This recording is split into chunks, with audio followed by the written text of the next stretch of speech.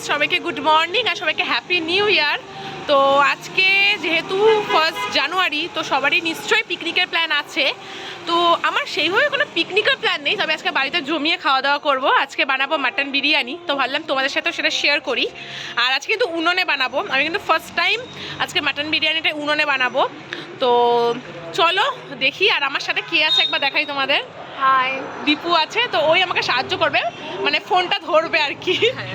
তো চলো তোমরা দেখতে থাকো। আমি বিরিয়ানি মশলাটাকে বানাবো, তো সেই জন্য এখানে আমি কয়েকটা মশলা নিয়েছি। দেখো, এটা হচ্ছে জয়িত্রী, এটা জায়ফল, বড় জায়ফলটাকে আমি একটু ভেঙে নিয়েছি। এটা হচ্ছে স্টার অনিস, বড় এলাচ, গোলমরিচ, দুটো তেজপাতা, দারচিনি, লবঙ্গ, ছোট এলাচ, এটা হচ্ছে জিরে, এটা হচ্ছে মরিচ। তো এই সবগুলোকে আমি ড্রাই রোস্ট করব, তারপরে এটাকে আমি ভালো করে মিহি করে গুঁড়ো করে নেব। তো আমি তোমাদের বললাম বিরিয়ানি মশলার জন্য কি কি লাগবে। তো যারা বিরিয়ানি মশলা বাড়িতে বানাতে চাও তারা এইভাবে করবে, আর যারা দেখছো যে ঝামেলা বেশি হচ্ছে, বানাতে চাই না, তারা বিরিয়ানি মশলা কিন্তু কিনে নিতে পারো। বাজারেও কিন্তু বিরিয়ানি মশলা কিনতে পাওয়া যায়, তো সেইভাবে বিরিয়ানিটা করতে পারো। তবে যদি বাড়িতে করতে চাও তাহলে এই মশলাগুলো ড্রাই রোস্ট করে ভালো করে গুঁড়ো করে নিতে হবে। তো এগুলো আমি করে নিই, তারপর আবার আসছি। তো এখানে নিয়েছি আমি 1 কেজি মতো মাংস, মাটন। আর এখানে মশলা আছে, মশলাগুলো দেখাই। সবার আগে নুন, লঙ্কা, এটা হচ্ছে শুকনো লঙ্কার গুঁড়ো, এটা হচ্ছে কাশ্মীরি লঙ্কার গুঁড়ো, হলুদ, এটা হচ্ছে গরম মশলা, আর এটা হচ্ছে বিরিয়ানি মশলা। আর এখানে নিয়েছি আমি পেঁয়াজ কুচি, এখানে নিয়েছি টক দই, এটা হচ্ছে বেরেস্তা। আর বেরেস্তা ভাজার সময় যে তেলটা বেরিয়েছিল, এটা হচ্ছে সেই তেলটা, মানে যে তেলটা ছিল। এটা হচ্ছে আদা বাটা, রসুন বাটা, আর এটা হচ্ছে পেঁয়াজ বাটা। তো চলো এবার আমি এই মাটনটাকে ম্যারিনেট করি। তো আমি প্রথমে দেব পেঁয়াজ বাটাটা। এখানে 1 কেজি মতো মাটন আছে, তো এখানে আমি মিডিয়াম সাইজের 3টে পেঁয়াজ দিয়েছি, পুরোটাই আমি দিয়ে দেব। তো এরপরে দেব আমি আদা বাটা, এখানে 1 চামচ মতো আদা বাটা দিচ্ছি। দেব রসুন বাটা, এটাও 1 চামচ মতো দিচ্ছি। এবার আমি দেব বেরেস্তা ভাজার যে তেলটা ছিল, সেই তেলটা আমি দিয়ে দেব। এবার দেব আমি বেরেস্তা, পুরোটাই দিয়ে দিলাম।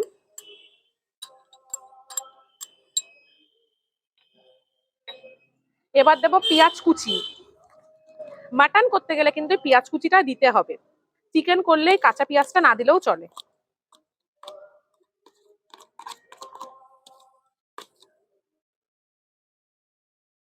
এবার আমি দেব এই শুকনো মশলাগুলো। প্রথমে দিচ্ছি কাঁচা লঙ্কা, এটা হচ্ছে শুকনো লঙ্কার গুঁড়ো,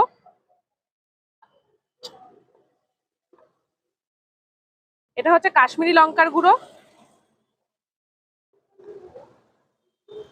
এটা হচ্ছে হলুদ গুঁড়ো, গরম মশলা গুঁড়ো, আর সামান্য পরিমাণে বিরিয়ানি মশলা, আর দেবো স্বাদ মতো লবণ। তো এবার ভালো করে আমি মেখে নিই, হাত দিয়েই মাখছি।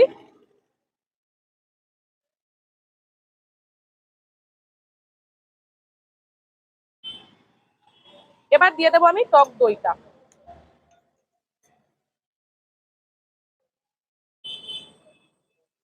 মাখার সময় যদি মনে হয় আরো টক মোটামুটি দই লাগবে 3 চামচ কিংবা মতো আমি বেরেস্তার এখানে একটু টক তেল দই দিলাম। লাগবে, তাহলে কিন্তু তোমরা সেটা পরিমাণ বুঝে দিয়ে দেবে। আচ্ছা, আমি খুব ভালো করে এটাকে মেখে নিয়েছি। আমি চিনি দিতে ভুলে গেছিলাম, তো আমি এখন চিনিটা দিয়ে দেবো। অল্প করেই চিনি দেবো, খুব বেশি না।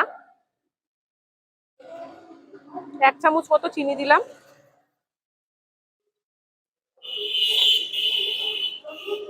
তো এটাকে খুব ভালো করে ম্যারিনেট করে নিয়েছি। এটাকে আমি 1 থেকে 2 ঘন্টা এরম ভাবে ম্যারিনেট করে রেখে দেবো। তো চলো আবার 1 থেকে 2 ঘন্টা পরে আসছি। তো এবার চাল আমি একটা পাত্রে ঢেলে নিচ্ছি। চালগুলোকে খুব ভালো করে ধুয়ে নিতে হবে। মোটামুটি আমি 1.5 কেজি মতো চাল নিয়েছিলাম। 1 কেজি মাটন ছিল আর 1.5 কেজি চাল ছিল। খুব ভালো করে এবার আমি চালগুলোকে ধুয়ে নেব। চালগুলোকে ধোয়ার পরে জলে 1 ঘন্টা মতো ভিজিয়ে রাখলে কিন্তু খুব ভালো হবে ভাতটা। এবার আমি কড়াইতে তেল দিয়ে দেব। সর্ষের তেল দিচ্ছি, একটু বেশি পরিমাণেই সর্ষের তেল দেব। আর দিয়ে দেব অল্প পরিমাণে ঘি, মোটামুটি 2 চামচ পরিমাণে ঘি। এবার খুব ভালো করে গরম করে নেব। তেল আর ঘি খুব ভালো করে গরম হয়ে গেলে আমি দিয়ে দেব 2টো তেজপাতা, জায়ফল, জয়িত্রী আর ছোট এলাচ, একটা বড় এলাচ আর লবঙ্গ। এই মশলাগুলোকে আমি ফোড়ন হিসেবে দেব। জায়ফলটা কিন্তু মাটন সেদ্ধর ক্ষেত্রে খুব হেল্প করে, তাড়াতাড়ি মাটন সেদ্ধ হতে খুব সাহায্য করে, সেই জন্য আমি জায়ফলটা দিয়েছি বিশেষ করে।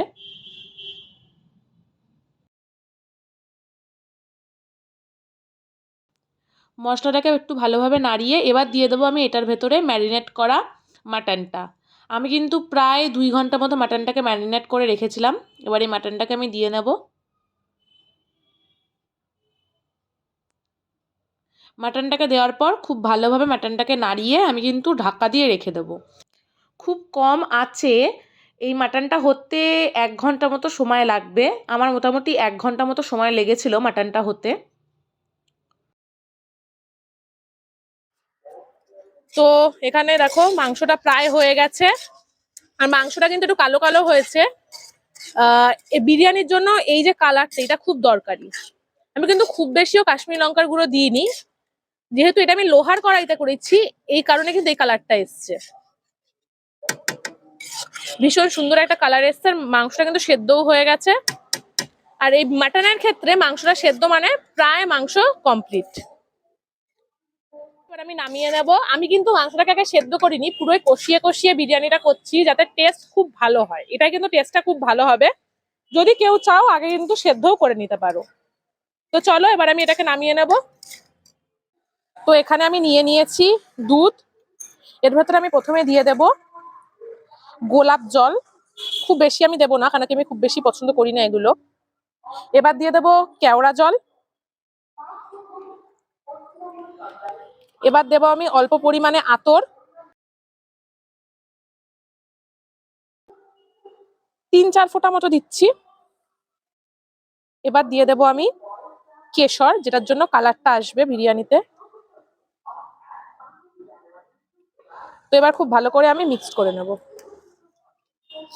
তো একটু পরে কালারটা চলে আসবে, তো এটাকে এরকম ভাবে আমি রেখে দেব। তো এখানে জায়ফল, স্টার অনিস, দারচিনি, লবঙ্গ, গোলমরিচ, আর এখানে আছে শামরিচ, বড় এলাচ, জয়িত্রী আর সাজিরে সবকিছু এখানে আমি দিয়ে দিলাম। একটা সাদা কাপড়ে, সুতির কাপড়ে দিয়ে দিতে হবে। এটা যখন ভাত করব তখন তার ভেতরে দিতে হবে। তো আমি এটা ভালো সুতির কাপড়ে এটাকে দিয়ে ভালো করে বেঁধে নেব। তো এবার চলো ভাতটাকে করে নিই। জলটা গরম হয়ে গেছে। এবার আমি যেটা পুটলি করে বেঁধে রাখলাম এটাও দিয়ে দেবো এটার ভেতরে। এবার আমি চাল দিয়ে দেব।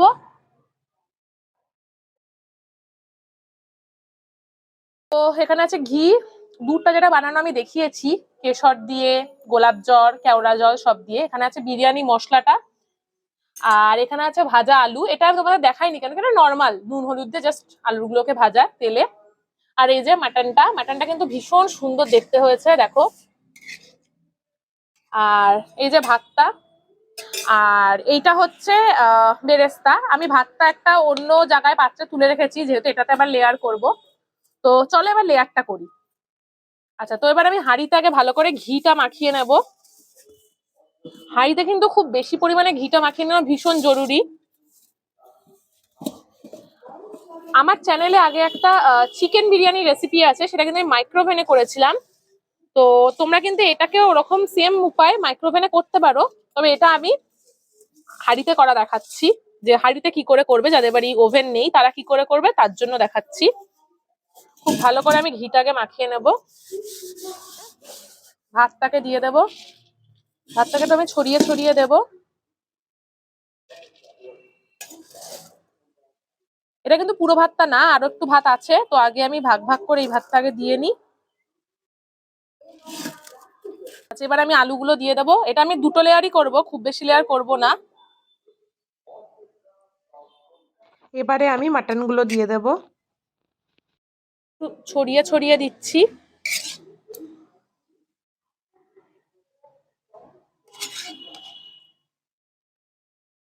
মাটনের গন্ধটা কিন্তু দারুণ বেরিয়েছে। উনুনে করার একটা আলাদাই কিন্তু টেস্ট হয়, আর যেহেতু লোহার কড়াইতে করা সেই জন্য আরো বেশি। তোমরা একবার ট্রাই করে দেখো লোহার কড়াইতে। আমি কিন্তু অনেক ইজি উপায় দেখাচ্ছি তোমাদের এটা করানো। তোমরা চাইলে গুঁড়ো মশলাটা কিনেও নিতে পারো, আর ভাতের মধ্যে আমি যে মশলাগুলো দিলাম তোমরা সেগুলো নাও দিতে পারো। নর্মালি ভাত করে মাটন যেভাবে কষাও সেইভাবে জাস্ট মাটনটাকে কষিয়ে দিয়ে দিতে পারো, তাহলেও কিন্তু খেতে ভালো লাগবে। তো আমি এবার একটু এখানে লবণ দিয়ে দিচ্ছি অল্প করে।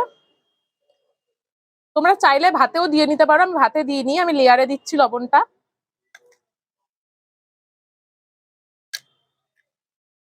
লবণ আর চিনি এটা আমি লেয়ারে দেব।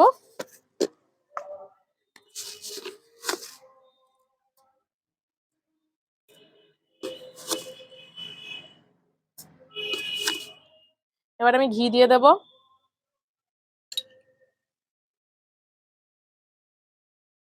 ঘি কিন্তু খুব বেশি দেওয়া লাগবে না। এবার দিয়ে দেবো বিরিয়ানি মশলাটা।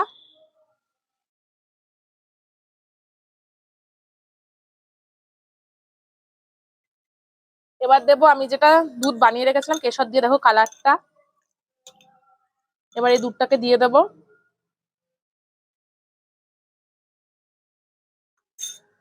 আর দিয়ে দেবো বেরেস্তা।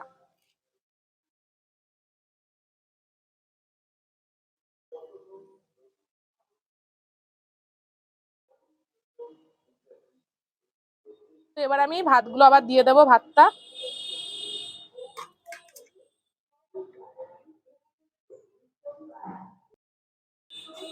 তো এবার আমি আবার দিয়ে নিচ্ছি এই মশলাটাকে উপর থেকে অল্প করে। অল্প করেই মশলা রেখেছি যাতে উপরে দিতে পারি। তো এবার দিয়ে নেবো অল্প করে ঘি, ভীষণ অল্প দেব, জাস্ট উপরে দেবো তাই। এবার দেব সামান্য পরিমাণে রেখেছিলাম আমি এই দুধটা, এই দুধটাকে এবার উপর থেকে আবার দিয়ে দেবো।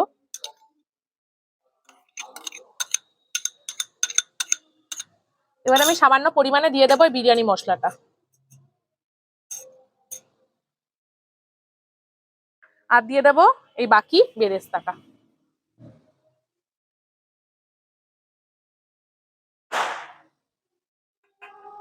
তো চলো এবার ঢেকে এটাকে আমি বসিয়ে ফেলি উনুনে। বিরিয়ানিটা এখানে রয়েছে, এটাকে আমি ঢাকা দিয়ে দিয়েছি। আমি কিন্তু আটা দেবো না, আমি দুটো ভারী, যে কোনো ভারী জিনিস নোড়া দিতে পারো, আমি দুটো এখানে বড় বড় ইট চাপা দিলাম।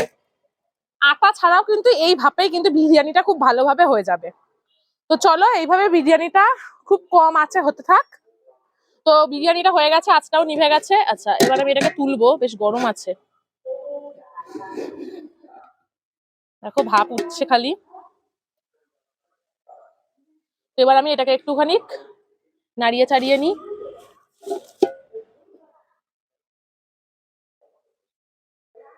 খুব সুন্দর কিন্তু একটা গন্ধ বেরোচ্ছে, দেখো।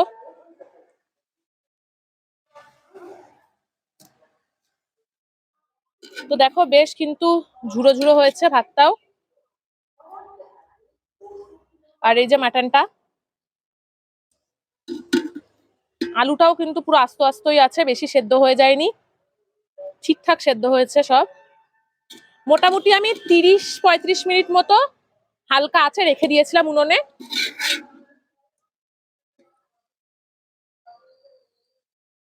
তো চলো এবার খেয়ে দেখি কেমন খেতে হয়েছে।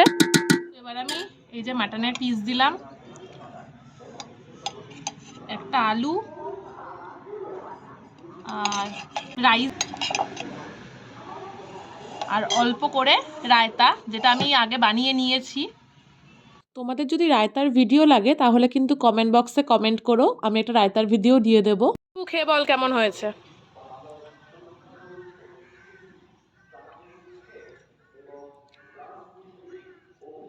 কেমন? খুব ভালো হয়েছে। লবণ চিনি সব ঠিক উনানে আছে? করা হয়েছে বলে আরো ভালো লাগছে। হ্যাঁ সবই এটা ভালো কিন্তু একটা লাগছে। ব্যাপার আছে, উনুনে করা হয়েছে বলে কালারটাও কিন্তু অন্যরকম এসছে, দেখো। আচ্ছা এবার আমি একটু খেয়ে দেখি। দেখো ভাতটা কিন্তু খুব ঝুড়ো ঝুড়ো আছে, খুব সুন্দর হয়েছে ভাতটা। আর মাটনটা দেখো, মাটনটাও খুব সুন্দর হয়েছে। মাটনের ভেতরে কিন্তু মশলাটাও খুব সুন্দর ঢুকেছে। হ্যাঁ, ওই জন্য খুব ভালো লাগছে এটা। ও কিন্তু খাওয়া শুরুও করে দিয়েছে দেখো। এবার আমি একটু নিজে খেয়ে দেখি।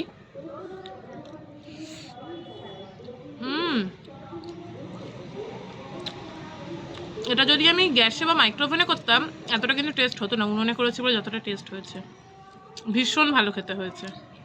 তো চলো খেয়ে নিই, তারপরে আসছি। তো তোমরা দেখলে আমি কিভাবে বিরিয়ানিটা রান্না করেছি। তো আমরা খেয়েছি। দীপুর কেমন লাগলো বল? ভালো লেগেছে, সব থেকে ভালো লেগেছে মটন, মানে মটনটা বেশি ভালো লেগেছে বিরিয়ানির। হ্যাঁ, কি মানে বলবো? মাটনের ভেতরে যেই মানে মশলাটা ঢুকেছিল হ্যাঁ, তার জন্য হ্যাঁ, এতটা বেশি হ্যাঁ। টেস্ট হয়েছে। হ্যাঁ, আর এর মূল কারণ কিন্তু আমি মানে আমার যা মনে হলো লোহার কড়াইটার জন্য এতটা বেশি টেস্ট হয়েছে, কারণ নর্মালে করলে অতটা হয় না। তো যাই হোক, তোমাদের ভিডিওটা কেমন লাগলো কমেন্ট করে জানিও। ভালো লাগলে লাইক করো, শেয়ার করো অ্যান্ড সাবস্ক্রাইব করো আমার চ্যানেল।